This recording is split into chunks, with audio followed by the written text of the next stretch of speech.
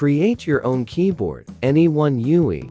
Freely customize the Samsung One UI keyboard with various colorful keypress effects. Compatible with most Galaxy devices running One UI. We'll need an app to do this, and that app is Good Lock. It can be downloaded from both the Play Store and Samsung's Galaxy Store.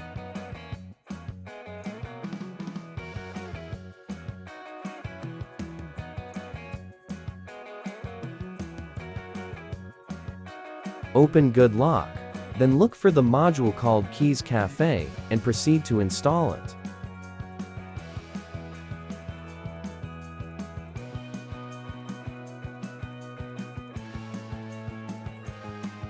Turn on the switches and start customizing the keyboard style.